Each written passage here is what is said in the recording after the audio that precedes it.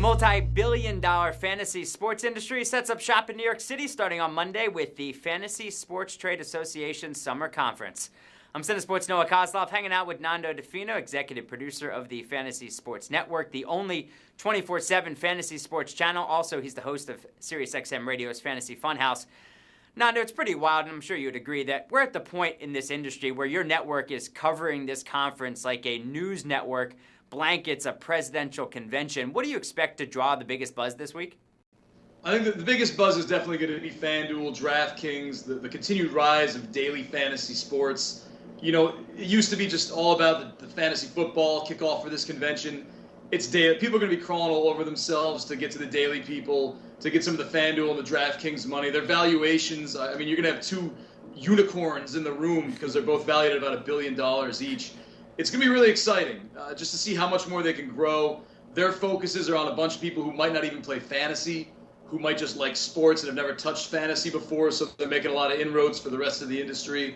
But you're going to be hearing a lot of DraftKings and a lot of FanDuel coming out of this conference. Yeah, you mentioned billions. What type of numbers? What are the exact numbers that we're dealing with in terms of money? And then also fantasy players and where the trends are headed. It's about they're valuing it right now at about a $6 billion industry. 41 million North Americans play, but that was from the last FSTA conference. I think when they release the new numbers this time around, you're going to see a big jump, maybe even bigger. I mean, it's been going, 35, 37, 39 to 41. I wouldn't be surprised if they say 50 million North Americans play this time around. How has the industry changes allowed you to grow as a network?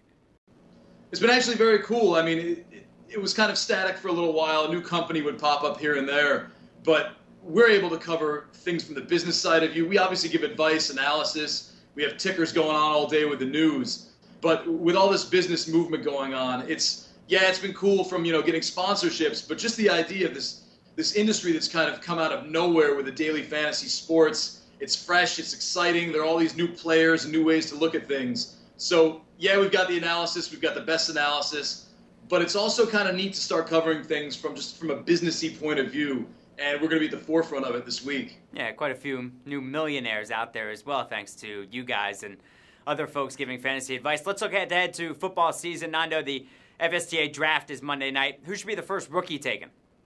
A lot of people are saying Melvin Gordon. He's probably going to be the first one taken, but I kind of see him as Bishop Sankey from last year. I think Kevin White's the guy who's going to be the best player as far as the rookie class. He's got a spot to play in. He's got an electric wide receiver on the other side of him.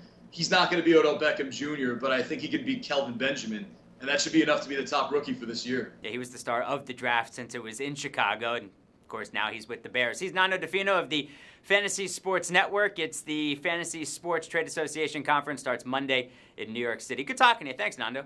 Anytime, Noah.